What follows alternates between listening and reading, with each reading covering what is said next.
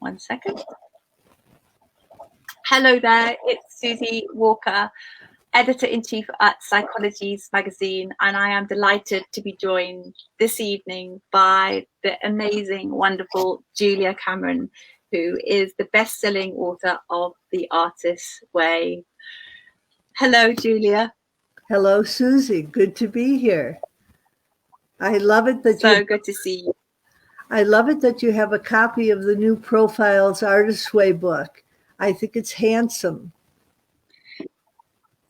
Okay, we've got that, but I wanted to show you also this one.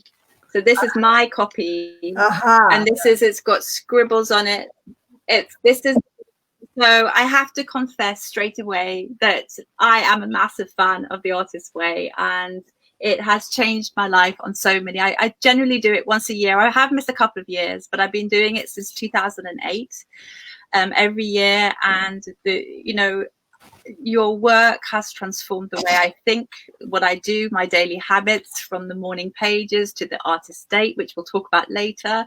You helped me to divorce my first husband, but that often isn't a great thing. So I just want to say, first of all, a massive thank you to you, Julia, because your work has impacted me profoundly. So thank you. That's where I'd like to start. Well, you're very welcome. I'm so glad always when I hear that the work has sort of been a building block in somebody's creative life. And it certainly sounds as if you have been building on it for many years. And I'm deeply grateful to you for that. Oh. Well, Julia, what we've done is Julia, if anybody doesn't know who Julia Cameron is, and they don't know why I'm so in awe of speaking to her tonight. So Julia Cameron has been called by the New York Times the Queen of Change. She's written 40 books, every nonfiction, fiction, screenplays, songwriting, films. The Artist's Way has sold over 5 million copies and has been translated into over 40 languages. It's a really big deal that we've got Julia tonight. I have gone out to all our readers, and I've looked at all the questions, and I've chosen 3 questions that I'd like to put to you from our readers. Before I want to ask all the questions I want to ask. But first of all, we have a reader called Katie Poole, and she asks, your words and your creative practices have resonated with so many people across the world. Where do you believe your innate wisdom comes from? Were you spiritual growing up? Second question. Okay, so that's several questions. Was I spiritual growing up? I believed in nature, and I would go out in the woods, and I would sit by a little creek, and I would listen to see if I could hear water spirits. And I was sort of naturally, intuitively spiritual growing up. Now, the question that you asked of where does my wisdom come from? I think I'm guided. I have been on a spiritual path for 42 years, and I ask questions. I write morning pages, and then I go, LJ, little Julie wants to know, and she asks a question like, what do I need to tell the audience today? And I need to say, we are all guided. So I don't think that my wisdom is any deeper than anyone else's. It's just that I've been listening for a very long time. I mean, I love that idea about this idea of listening and getting yourself out of the way. And you talked about the morning pages there. Just tell us a little bit about what the morning pages are and why it's a great tool for listening to that wisdom. Okay. Morning pages are 3 pages of longhand morning writing about absolutely anything. It's as if you take a little tiny broom and stick it into all the corners of your life, and you sweep all of your concerns into the middle of the room where you can begin to deal with them. And I think of morning pages as being a very powerful tool. It's a tool that I would say, guided or led to when I was living atop a mountain in New Mexico, mourning my failed artistic career. And I was saying, "Dear God, I can't stand it if you break my heart again with another movie. Give me something else to do." And I wrote morning pages. That was what I was given to do. And every morning I would get up and I would say, "I forgot to buy kitty litter. I didn't call my sister back. The car has a funny knock in it." Everything from the big to the petty. And I would put it on the page, and then I would listen to see if I had any guidance concerning it. And I often did. So I don't know if I've explained morning pages well enough. I sometimes want to say, I have a tool for you. It's a nightmare. And it's work. And people say, "Oh, work. I understand work." They believe they should work on their creativity. And so they do. And they write morning pages. And what happens is that they are led a step at a time. Morning pages make us expand. They move us in directions of needed growth. They put us in touch with what I would call a benevolent universe. Does that answer the question? Yeah, and just I think the wisdom that comes through on the page, and you can't ignore it. So when you start writing, as you say, you start writing "I'm really cold. I'm always in the morning. I'm really grumpy, Julia. I'm probably my blood, but I'm really grumpy." And then slowly there'll be something about 3/4 of the way down the first page, and I'll hit it. There'll be a note that I hit, and I'm like, okay, yeah, and it lets you get beyond this kind of surface stuff in your head. It's like scuba diving, when you're at the top of the ocean, and all the water's going up your nose, and it's really annoying, and then you slowly go down into the ocean, and it gets quieter and quieter and quieter, and then you can hear yourself breathe. And the morning pages feels like that.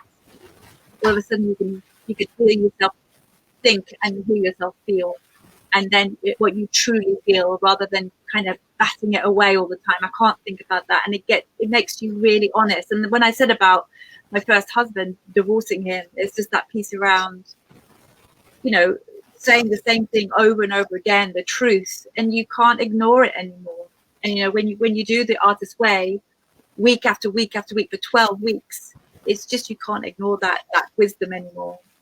It's a fantastic tool. Well, I think that what happens is that we are moved into authenticity. I would say we have a Jungian analyst friend of mine said we have 45 minutes before our defenses are in place. So when we get up in the morning and go straight to the page, we're being more authentic. We go to the page and we say, "Oh my God, I'm grumpy today. I'm cold today. I didn't like the way Frank talked to me in the meeting yesterday." And what happens is, as you put down on the page your precise feelings of, this is what I like, this is what I don't like, this is what I want more of, this is what I want less of. It's as if you're sending a telegram to the universe, letting him know your precise position. And it's a position that is without pretense. You find yourself being more authentic, and you find yourself moving past your ego's concerns into the truth of your soul. Yeah, I love that, the truth of your soul. Absolutely. Talking of truth of your soul, the second question is from Kia Cannons. And her question is, do you believe our creative dreams are predestined, as in placed in our hearts for us to discover? That's from one of our colleagues. I think this is a good question. Do I believe our creative dreams are predestined? Uh, I, I believe that we have dreams that come to us from a higher source. And that as we move toward our dreams in our morning pages and our artist dates, which we'll talk a little bit about later, we find ourselves, as we move toward our dreams move toward us. And I think that many of us are brought up with the idea of a thwarting God, a God that thinks we're being too uppity if we pursue a dream. And when you write morning pages, you're led to believe in a more benevolent, more encouraging, more sweet-tempered God that doesn't consider your dreams uppity. And instead, I would say your dreams come from God, and God or the universe, however you care to phrase it, has the power to accomplish them. So I believe that what happens is that you are led a step at a time toward your dreams, and your dreams turn out to be within your reach. Yeah. Can we just pick up on the God piece there? Because if people don't know your work and listening to this, I mean, I love the way you describe it as good orderly direction in the artist way. But do you need to be spiritual to be able to put this to work? Absolutely not. I had a conversation a week ago with a man who started our conversation saying, I'm an atheist. And I said, oh, really? I'm a believer. And we went on from there to have a great dialogue. And he said, I've been doing morning pages for 2 decades. And I have written 13 movies and 2 television series. And I found myself saying, well, you don't believe in God, but God clearly believes in you. And so I think what happens, I say at the very beginning of the Artist's Way, it's called a spiritual path. But I say, don't let semantics get in the way. I frequently say God now, but I also say universe, higher power, force. There are many different phrases for what is essentially an experience of rightness and largeness, expansion, and even humor. So don't be put off if I say God. Just know that you can substitute flow, good orderly direction. Yeah. Does that help? Yeah, that really helps. It's just God can be quite a triggering word for many, many people. And what I love about what you write about in the book is it doesn't matter. You don't have to believe or not. You just need to do the work. So the main tools are the artist, the morning pages, and then the artist date, which you just mentioned earlier.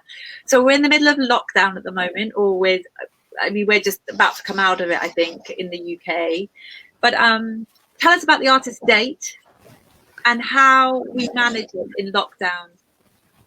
Okay, so in normal times, an artist date is a once a week solo, festive, fun, frivolous, fun, enjoyable, delightful expedition to do something that enchants you.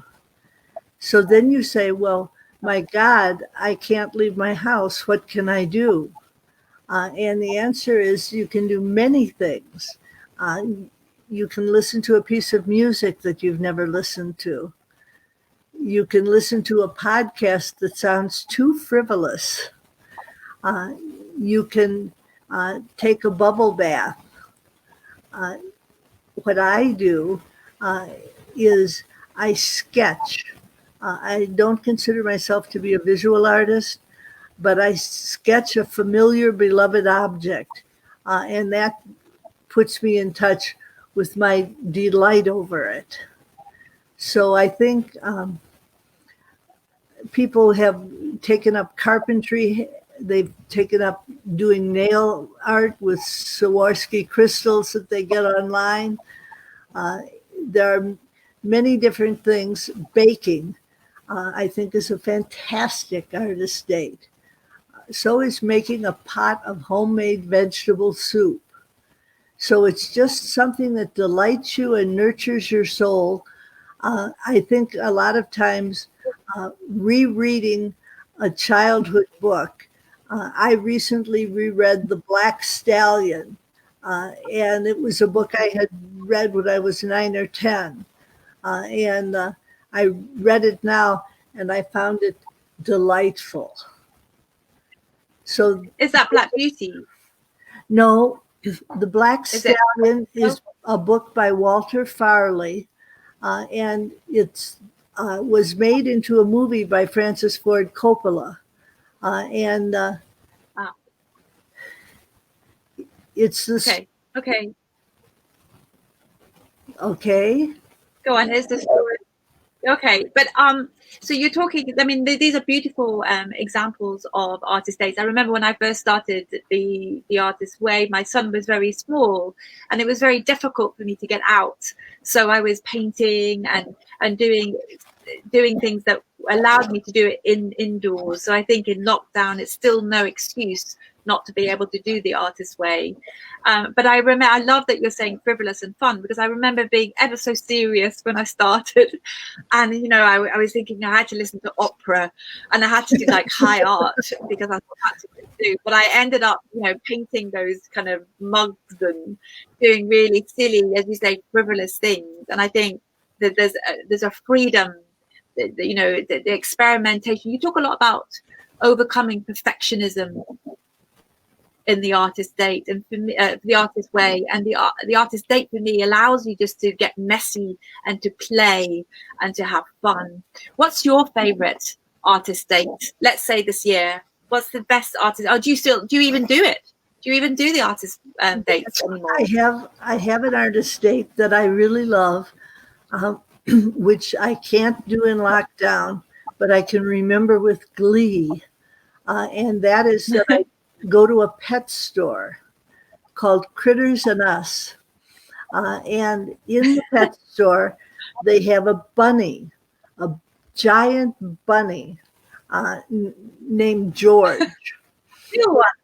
And George is alive and well and hopping around the store. And you're allowed to pet George. So my favorite Artist date is petting George.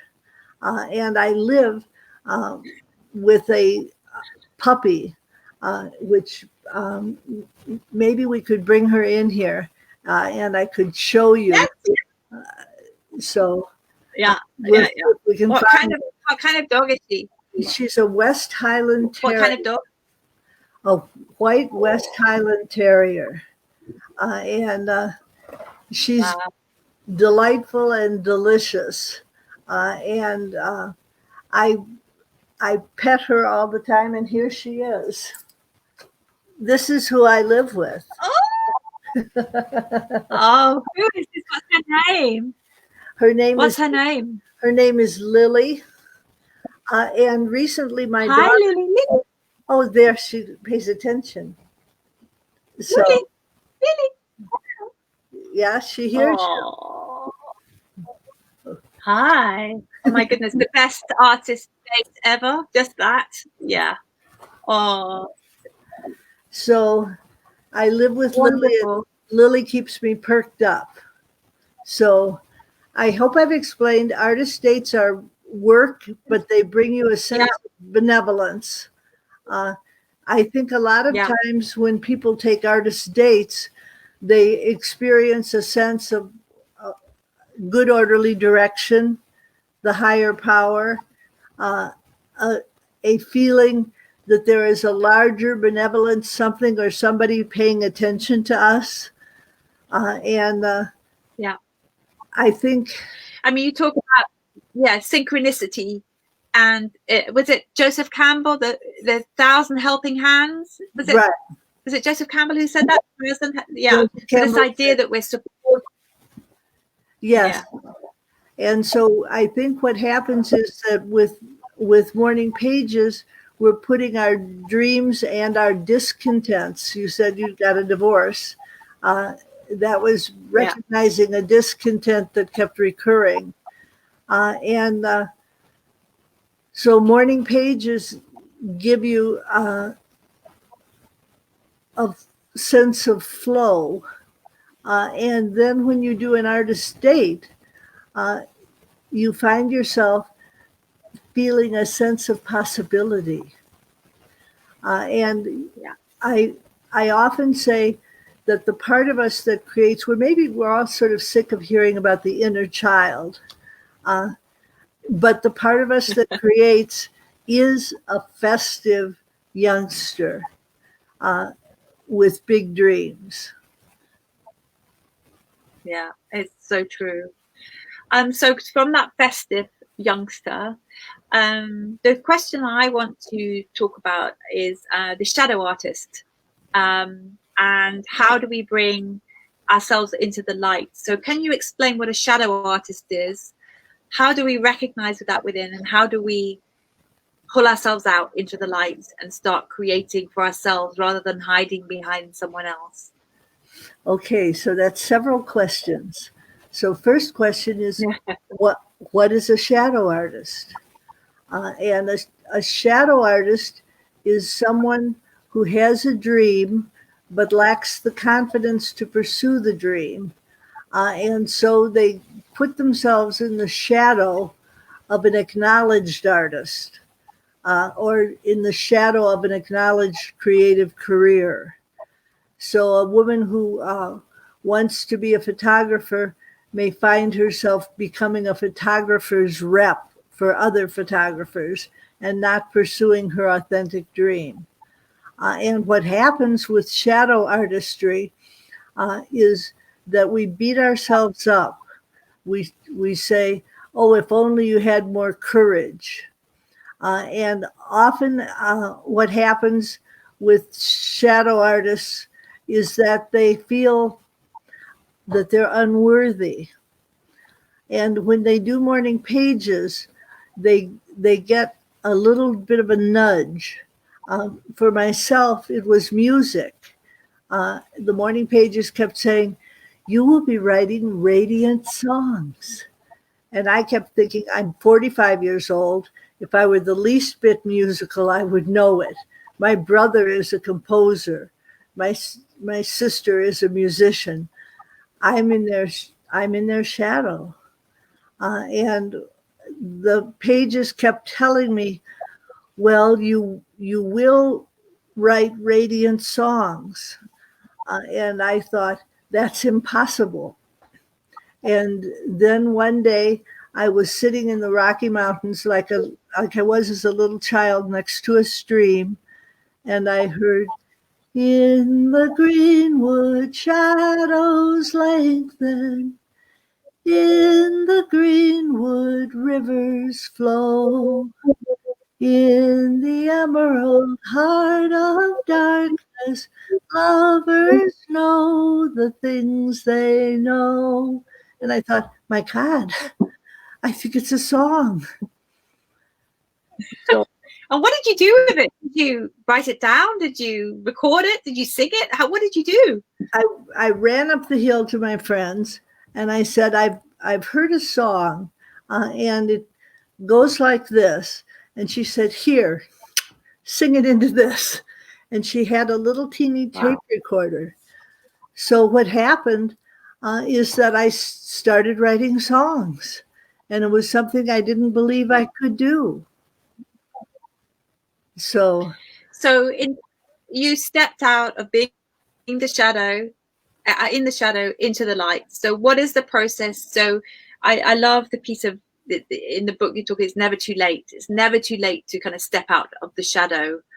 There's a quote you said, do you know how old I'll be by the time I learn to play the piano? and then you write, the same age you will be if you don't. That's one of my favorite quotes in the book. It's never too late. Never too late to step out of the shadows. But what is the process? How do we start listening to our own song and step out?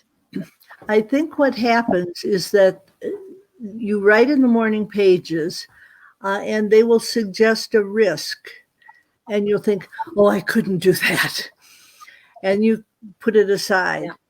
And then you write in the morning pages, and they'll suggest the risk again, and you'll say, I don't think I could do that. And then you write in the morning pages, and they will say, you will do that. And you find yourself saying, well, I could try. And so what happens is you find yourself singing, my green heart is filled with apples. Your dark face is filled with stars. You are the one that I've forgotten.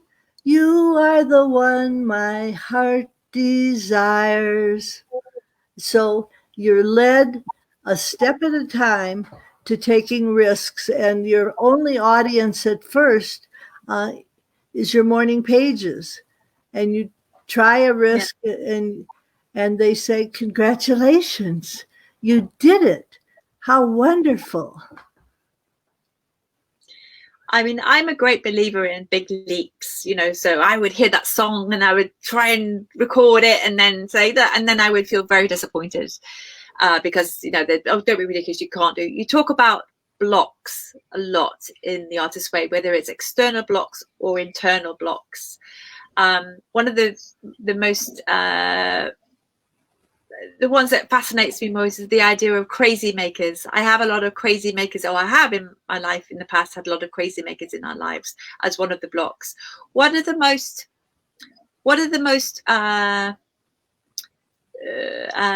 popular, not popular, that's the wrong word, the blocks that you see that stop people the most from being creative?